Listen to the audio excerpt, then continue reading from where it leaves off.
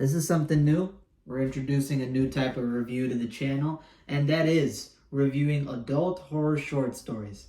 This is not something that I've done before where I individually review adult horror short stories. I did review Stephen King's Night Shift. However, I did it as the overall collection review, talking about all of the stories that stuck out to me. I talked about my favorite ones from that collection, some of the ones that I thought were good, but kind of were missing some stuff, and the ones that I think weren't that good.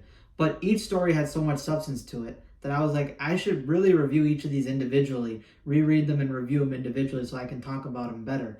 And that's what I'm going to be doing from now on. So whenever I read adult horror short stories, I will, yes, talk about the collection, but I'll be doing individual reviews first. So I just wanted to talk about one that I read recently. And this recent one I checked out because a friend of mine named Goosebumps Completionist on his channel Horror FFA, which is Horror Free For All, where he talks about adult horror movies and stuff. He basically made a video where he wanted to talk about short stories that were existing that he thought could be adapted into Creepshow, whether it be in a movie format, whether it be regarding the Shudder television series. He wanted to find a collection of short stories that have not been adapted yet, but he feels should be adapted. And I bought a lot of the books that he mentioned from there because they were all pretty much short story collections, and I'm obsessed right now with finding horror short story collections to read, especially ones that are adult horror short stories. And I picked up a book called Full Throttle by Joe Hill. Now, Joe Hill is Stephen King's son. He goes under a new penmanship name because he basically wants to set himself away from his father. His father is this larger-than-life figure, super popular writer. Everybody and their mama is inspired by Stephen King. So basically, his son wanted to set himself apart, make his own kind of stories. And I didn't know that Joe Hill was Stephen King's son until quite recently when I picked up this book. And on top of that, this short story collection, Full Throttle, has had stories adapted into the Creepshow Shudder television series. Stories like Twittering from the Circus of Dead, which became an anime special. You have By the Silver Waters of Lake Champlain, which was adapted into the show. So there are stories in here that have made it on there. I think Mums is also one that was adapted on there. That's from this collection. So I'm talking about a story today that has not been adapted, that Completionist, or Horror FFA in this case, said should be adapted, and I read it. And I have to say, this short story that I'm about to talk about is fantastic. It is a super creative short story. It has some really awesome violence and action scenes within it. It has a really cool set of monsters. The monsters in this short story are very unique, and they really are creepy because of that, because of how unique it is, because of how ominous Joe Hill writes about them, creates this sense of, creepy tension and, tense atmosphere. That's what this short story does. So the monsters become even more effective to the reader. Even though at first it seems kind of goofy, you realize, nah, this is the real deal, man. This is like some slasher kind of stuff. This is pretty scary. And that short story is called The Dark Carousel. Now, The Dark Carousel is from Full Throttle by Joe Hill. So if you want to read this short story, pick up the book Full Throttle. That's where you'll find it at. And what's this story about? Well, I'm going to talk about it without too much spoilers, but this short story is about a set of 4 teenagers. You have Paul, Jake, I think Gary or Jerry, it's a woman, it's Jerry I'm going to call her, and Nancy. Now, Paul and Nancy are the boyfriend and girlfriend to Jake and Jerry. Jake and Jerry are siblings, and they are pretty much troublemakers. They're rebellious kids, rebellious teenagers, and even though they cause a lot of trouble, and, I think Jake has been put into prison, and he has a criminal record on him because of some misunderstandings and stuff that happened in the past. He has anger issues, and he's quite violent at times. These two are good at heart, and that's why Paul and Nancy hang out with them, because Nancy is this kind of goody two-shoes, Velma, nerdy kind of girl, and you wouldn't expect her to be with Jake. Jake is like this, buzz cut, tattoos all over him, kind of criminal, kind of reckless, rebellious kind of guy. I don't know how to describe it, but he's this guy with a criminal record, pretty rebellious, pretty reckless, but she's with him. And Paul is this theater kid, and he, tries to write screenplays. He's this kind of scholarly kid, very good at academic studies. And Jerry is this very raunchy kind of girl. She's very to the point. She's very blunt. She'll say what's on her mind. And even though, the pairs of couples seem like polar opposites, those two good kids stay with these siblings because they have basically a good heart. They do all this harsh, brash, rebellious stuff from a good place, and they basically try to protect the people that they love. So this is like a nice friend group. I like the way Joe Hill describes them. They have a great dynamic with each other, and I think that they're all interesting characters, and they have some funny moments in there. And basically what the story is, they are at this kind of rusty, kind of worn down looking carnival area where basically their town holds this carnival and everybody comes to, have fun, have a good time, eat all the stuff at the carnivals, funnel cake, cotton candy, enjoy all the crazy rides. But it is over the decades kind of wearing down. We're in the 1990s here. This place is kind of wearing down. It's not what it used to be. You have like puddles of vomit, which is described being, all over the port because this is by an ocean. This is basically a carnival on a port, similar to what you would see in a place like California. So yeah, it has trash everywhere. It has, kids, it has adults, it has these teenagers up to no good. And this group of teenagers are seniors in high school. And they basically want to enjoy one last trip together as friends before each of them head out on their own individual adult paths. Because Paul is going to be going to a prestigious college for, pursuing screenplays and stuff. His girlfriend, Jerry, is working in a housekeeping job at a hotel, so she's going to be busy doing that. Nancy works at this carnival area with her full-time job right now, or part-time, but she's going to be heading off to college as well. And her boyfriend, Jake, is going to be heading off to the military because since he's in the military, he's going to be stationed over to Germany. So they're not going to be able to see each other for a long time. So they want to hang out and enjoy their time together. So they go to the two most familiar spots that these guys have had a lot of fun in to enjoy the last bits of summer, which is this carnival by the port and also this family lodge that belongs to one of the kids. They're going to head out into the woods, enjoy the scenery, enjoy nature, have sex, party, drink, take drugs, all that stuff, right? Have all the fun stuff of teenage life. And as they arrive at this carnival, they meet up with each other. You figure out their kind of mindsets, their ideas, how they want to spend this night together. They basically arrive at this carousel. And this carousel is very strange. It has all of these demonic looking creatures on it. It has these horses which have like burn marks across their face. And one of them has this forked snake tongue, like this black forked snake tongue. There's this cat which seems like it's staring at you while you look at it. Like Paul says that as he's looking at this cat, he feels like it's staring at him and he thinks, I'm hallucinating, I'm kind of freaking out myself a little bit. There's no way this inanimate object could be watching me, right? They go on there, there's this large sea serpent. There's all these weird kind of creatures on there that you would see on normal carousels, but they just have this weird sort of, edgy look to them. They look sort of off. They're kind of making the guys a little bit paranoid. And then you have this overweight conductor guy. He looks real greasy, overweight, dirty, kind of homeless.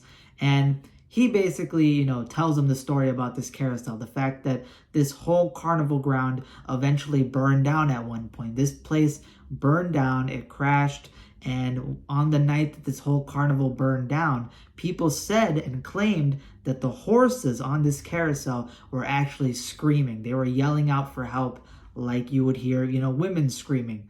And that's a very creepy piece of imagery. The fact that, this place could potentially be haunted. The fact that, the imagery of these horses screaming out during a giant inferno that burned down this carnival is very, very creepy.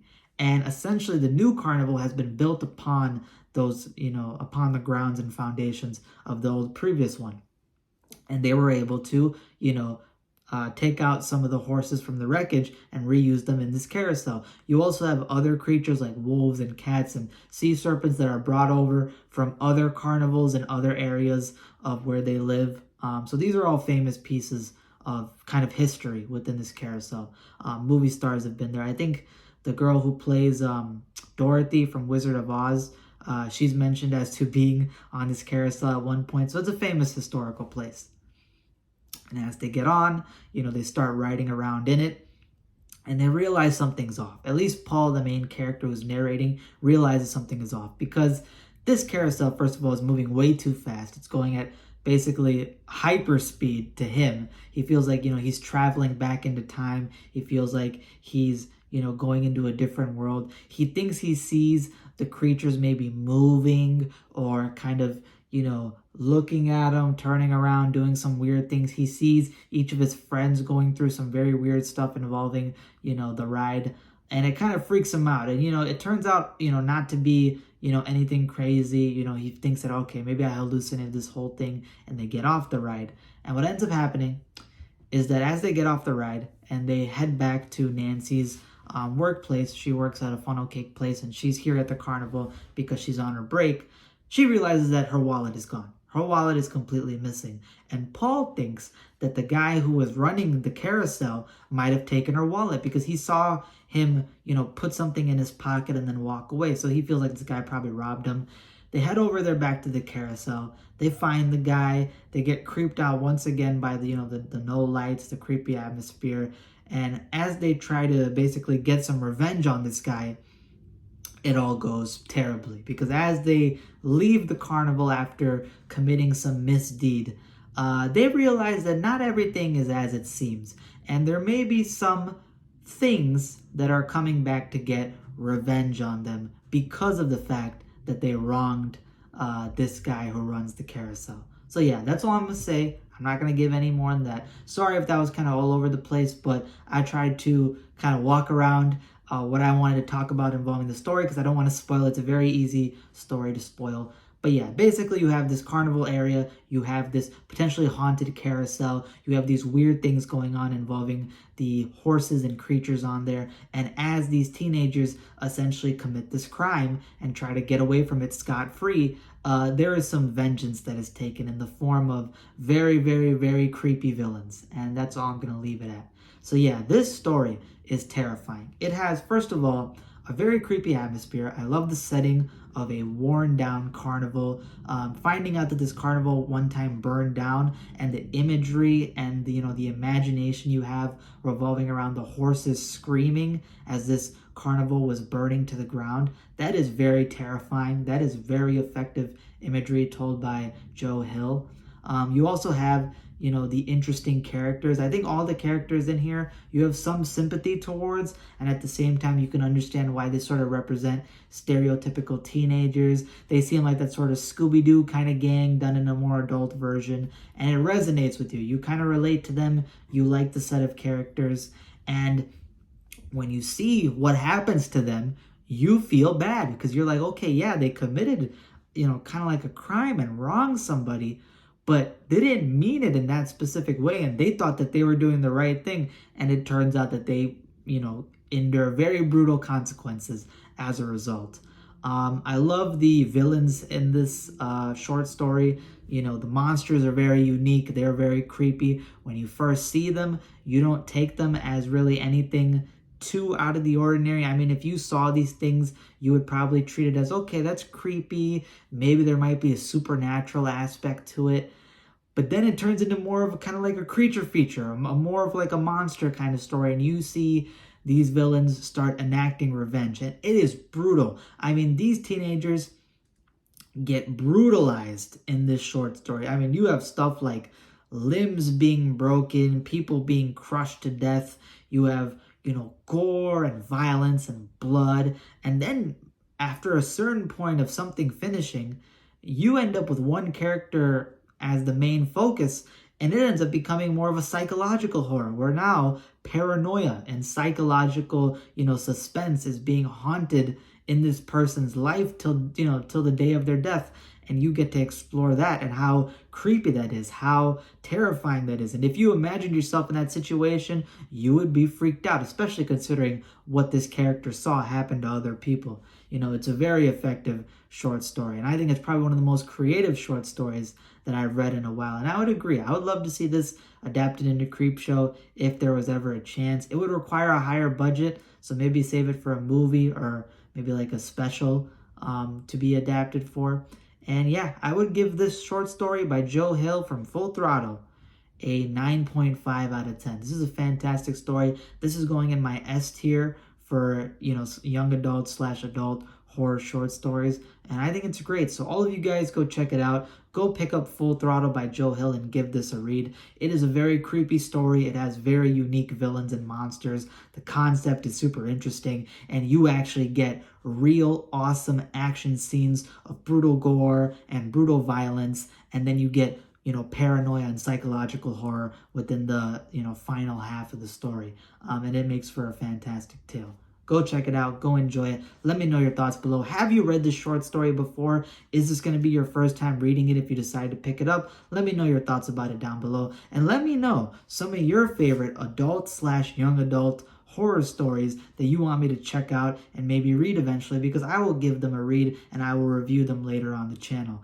So yeah, that's all I have for today. Hope you guys enjoyed. This is going to be a new format to a type of reviews that I start doing involving adult horror short stories. Sorry if this was kind of all over the place, but this is the first time I've ever done something like this, kind of just like my first steps. But I thought I would start off with a bang, and I think this short story is straight up banging. No pause, because these are some horny teenagers, man. They be getting down to business, and we know how that goes. Me and Felicia, we knew all about that back in the day, especially since she ran off with that circus clown performer. Anyway, enough reminiscing about the sad past.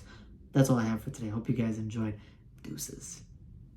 Yeah, man, let me know what favorite horror short stories you guys would like me to read. I've already read quite a bit, but if you have any suggestions, let me know down below. And if it is booty, you're getting blocked from the channel. No cap.